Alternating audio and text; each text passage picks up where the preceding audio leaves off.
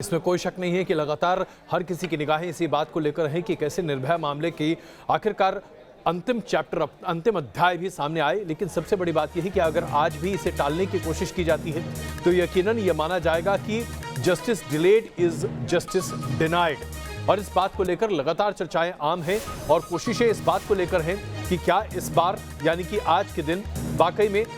Court अपना फैसला सुनाकर उसे अपनी अंतिम मुहर देता है या नहीं देता है। एक बड़ी खबर भी है अजय जी, जो दोषी है अक्षय, उसको बोलने की इजाजत कोर्ट की तरफ से दी गई है क्योंकि वीडियो कॉन्फ्रेंसिंग के जरिए इन्हें पेश किया जा रहा है जो चारों दोषी हैं। तो उनमें से अक्षय को पटियाला हाउस कोर्ट में जब इस वक्त सुनवाई चल रही है तो बोलने की इजाजत दी गई है, क्योंकि ऐसा है कि जब फैसला सुनाया जाएगा उस वक्त ये चारों दोषी वीडियो कॉन्फ्रेंसिंग के जरिए वहां पर मौजूद होंगे, पेश किए जाएंगे। बिल्कुल, दरअसल इस आरोपी ने और दोषी ने अपनी बात जज के सामने रखने की गुहार लगाई और इस पर जज ने ये अनुमति दी है कि आप अपनी बात को सामने रख सकते हैं। हमने जैसा कि बताया, दोषी अक्षय का कहना है कि मुझे कुछ कहने की इजाज़त दी जाए और इसी वजह से यह मौका उसे दिया गया है। लेकिन क्या इसके बाद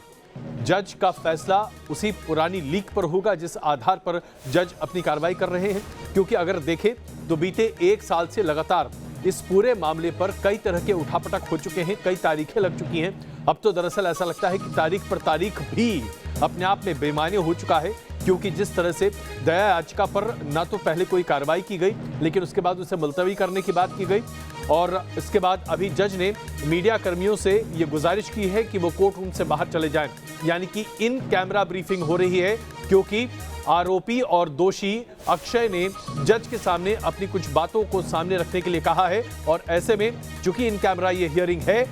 इसलिए ये बातें कही जा रही है। मोहित बख्शी इस वक्त हमारे साथ मौजूद हैं। मोहित,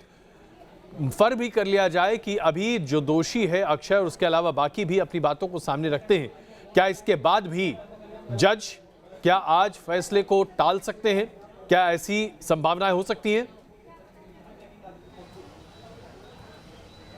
अरे देखिए, इसकी उम्मीद बहुत ज़्यादा कम है क्योंकि जिस तरीके का रुख था जज सतीश अरोड़ा का, उन्होंने साफ तौर पर कहा, समय जो था वो उनके वकील भी मांग रहे थे, लेकिन बावजूद उसके उन्होंने कहा कि आज वीडियो कॉन्फ्रेंसिंग होगी और उसके बाद आदेश पढ़ा जाएगा, क्योंकि सभी को अपनी बात रखने का हक है और वो भी दोषी जिनको फांसी की सज़ा दी जानी चाहिए। कहीं ये टीस ना रह जाए कि पूरे मामले में ये वाली जो अपील हो सकती थी वो नहीं हुई या ये जो रास्ता था वो नहीं दिया गया। इसलिए सारे जो काम है वो पूरा कर लिए जाएँ, कानूनी बाधा किसी तरीके की ना आए, इसीलिए इस पूरी प्रक्रिया को पूरा किया जा रहा है। उसके बाद उम्मीद यही की जा रही है कि आज जो है वो फैसला जिसका बहुत लंबे समय से इंतजार था वो आज पढ़ा जाएगा। जी, निर्भया की मां भी लगातार वहां पर मौजूद रही हैं, आप लोगों ने उनसे बात की होगी, उन्हें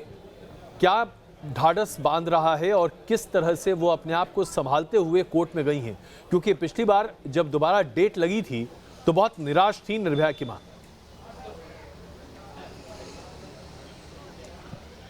जी बिल्कुल अजय जी, अरविंद ने लगातार, अरविंद क्योंकि अंदर हैं, उन्होंने लगातार बात कही। मेरे सहयोगी अरविंद उनसे जब हमारी बात हुई तो उन्होंने यही बताया कि वो आज ज़्यादा कॉन्फिडेंट नज़र आ रही हैं क्योंकि जितनी भी प्रक्रियाएं थी जो हो सकता था वो कर लिया गया है। उन्होंने अपनी बात में भी यही कहा कि सारी प्रक्रियाएं पूरी कर ली गई हैं और अब उन्हें उम्मीद है कि ये फैसला जो है वो आएगा और उनके हक में आएगा। इसीलिए वो आज ज़्यादा कॉन्फिडेंट नज़र आ रही थी। उन आंखों में जो ज़्यादातर आंसू नज़र आए, जिनका जिक्र आपने भी किया कि आखिरी डेट पर भी आंसू छलके थे उन आंखों से, लेकिन वो आंखें आज ज्यादा कॉन्फिडेंट नजर आ रही थी क्योंकि उनको इंतजार है कि जो निर्भया के दोषी हैं उनको सजा मिले, जो बहुत समय पहले सुनाई जा चुकी है। अब उसके इंप्लीमेंट का वक्त आ गया है। बिल्कुल, और अभी एक बड़ी खबर आ रही है विद्या, जज सतीश अरोड़ा ने सभी आरोपियों से और दोषी से बात शुरू कर दी है, यानी कि जज बात कर रहे हैं सभी दोषियों से जिनकी फांसी की सजा का बस ऐलान होना बाकी है। विद्या जी बिल्कुल, तो कोर्ट रूम में इस वक्त जो दोषी हैं उनसे बात हो रही है क्योंकि अक्षय ने कहा है कि मुझे कुछ कहना है और कहने के लिए उनको इजाजत मिल गई है, यानी कि कोर्ट की तरफ से इजाजत दे दी गई है। मोहित, एक सवाल मैं आपसे ये जानना चाहता हूं कि अभी क्या ऐसा हो सकता है, कौन कौन सी ऐसी पॉइंट्स हैं, बातें हैं, पॉइंट्स हैं या कोई पेच है जिसको दोषी के वकील इस कोर्ट में बताकर फंसाकर इस मामले को और टलवा सकते हैं? क्योंकि सरकारी वकील ने कहा है कि अभी कोई भी मामला, कोई भी अपील पेंडिंग है नहीं, तो ऐसे में डेथ वारंट इशू करने में कोई दिक्कत तो है नहीं। देखिए, क्यूरेटिव पिटीशन एक ऐसी दलील है जो बार बार दोषी के वकील दे रहे हैं। उनका कहना है कि क्यूरेटिव पिटीशन का एक ऑप्शन है, उसके बाद डेथ वारंट जो है वो जारी किया जाना चाहिए। अगर जारी किया जाता है तो अगर क्यूरेटिव पिटीशन जो है वो रिजेक्ट हो जाती है तो इस पर सरकारी वकील ने साफ कहा कि अब आप इसको बाद में दायर कीजिए, लेकिन अभी जो है डेथ वारंट बहुत ज्यादा जरूरी है कि उसको इशू करना चाहिए, क्योंकि बहुत डिले हो चुका है। ये तमाम बातें आज सुबह भी रखी गई थी, जिस वक्त माफ कीजिएगा जब दोपहर को हियरिंग शुरू हुई थी उस वक्त भी रखी गई थी, लेकिन उस वक्त भी जज साहब ने इस बात को नहीं माना और उन्होंने कहा कि अब सुनवाई होगी और सुनवाई के बाद अपना फैसला जो उन्होंने रिजर्व करते हुए 3:30 बजे, अभी क्योंकि ये एक प्रक्रिया है जिसके तहत तमाम बातें जो दोषियों की है क्षमा चाहता हूं, मैं आपको बीच में रोक रहा हूं, लेकिन अरविंद जो कि कोर्ट वीडियो कॉन्फ्रेंसिंग की जाए, क्षमा चाहते हैं मोहित, हम आपको बीच में रोक रहे हैं, लेकिन अरविंद जो कि कोर्ट परिसर के भीतर थे और अभी वो तुरंत बाहर आए हैं, क्योंकि जज ने कहा है कि सभी लोगों को जो इस मामले से संबंधित नहीं है वो अदालत से बाहर निकल जाएं। तो हम अरविंद से तुरंत संपर्क साधने की कोशिश कर रहे हैं और उसके बाद हम इस बारे में जानेंगे कि दरअसल जज का रवैया क्या है। लेकिन यहाँ पर क्यूरेटिव पिटीशन को लेकर एक जबरदस्त बात निकल कर आ रही विद्या। कहा यह जा रहा है कि क्यूरेटिव पिटीशन पर कोई भी सीनियर एडवोकेट हस्ताक्षर करने को तैयार नहीं है, और ये अपने आप में बताता है कि ज़्यादातर वकील, खास करके जो सीनियर एडवोकेट हैं, उनका ये मानना है कि अब शायद इस केस में मेरिट अपील के लिए बचा ही नहीं है, क्योंकि क्यूरेटिव पिटीशन पर जब तक सीनियर एडवोकेट्स सिग्नेचर नहीं करते हैं तब तक उसे आप दाखिल नहीं कर सकते। और सिग्नेचर करने का मतलब ये है कि कम से कम 2 सीनियर वकील ये माने कि कहीं ना कहीं जज के पास ये एक लीवे है जिसके जरिए आप फांसी की सजा को मुलतवी कर सकते हैं। यानी कि कोई ना कोई मेरिट होना चाहिए जिसके आधार पर फांसी की सजा को मुलतवी करने का कोई प्रावधान होना चाहिए। अगर ऐसा नहीं है तो शायद क्यूरेटिव पिटीशन पर कोई भी सीनियर एडवोकेट साइन करेगा ही नहीं, और यही वजह है कि इस पूरे मामले पर आज फैसले की उम्मीद सबसे ज्यादा है। आइए एक बार फिर आप चर्चा जारी करें। अभी अरविंद हमारे पास नहीं है, लेकिन क्या अरविंद आ गए? अरविंद, कोर्ट के भीतर क्या चल रहा था और जो बातचीत शुरू हुई थी उसमें जज किन बिंदुओं पर ध्यान दे रहे हैं? देखिए, अभी कुछ देर पहले जो वीडियो कॉन्फ्रेंसिंग के जरिए जो दोषियों की पेश है, जज ने बाकायदा उनके नाम पूछे हैं, और चूंकि आज इस बात को लेकर के विवाद था कि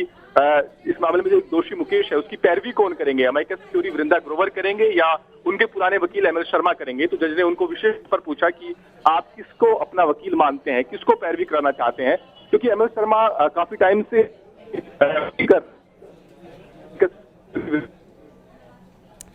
अरविंद, आपकी आवाज ठीक से हम तक नहीं पहुंच रही है, एक बार फिर से आपसे जुड़ने की कोशिश करेंगे, लेकिन इस वक्त हम आपको बता दें जो बड़ी खबर पर अपडेट है वो ये है कि जज ने सभी दोषियों को अपना नाम बोलने को कहा। ये एक प्रक्रिया है जिसमें दोषियों को जज की तरफ से कहा जाता है कि आप अपना नाम बताएं। कोर्ट रूम में मामले से जुड़े वकील मौजूद हैं। जज सतीश अरोड़ा एक एक करके दोषियों से बात कर रहे हैं, लेकिन मीडिया को बाहर रखा गया है और बंद कमरे में यह प्रक्रिया चल रही है। जो वीडियो कॉन्फ्रेंसिंग के जरिए दोषियों को पेश किया गया है उनसे जज की बात जो हो रही है वो बंद कमरे में हो रही है, यानी कि कुछ देर तक बंद कमरे से कुछ भी बाहर निकलकर अजय जी नहीं आएगा, लेकिन जैसे ही फैसला पढ़ना शुरू करेंगे जज, तो पूरे देश को यह पता लग पाएगा कि आखिर क्या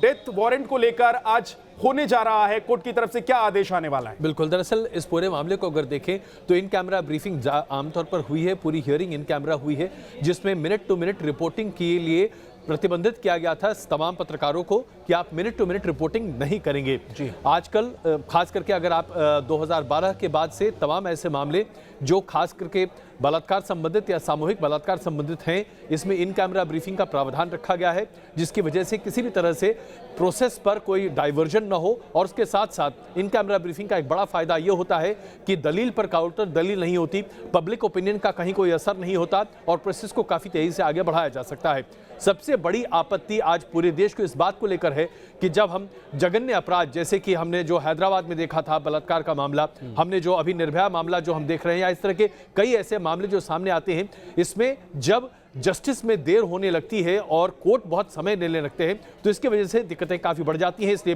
फास्ट कोर्ट का प्रावधान भी रखा गया है।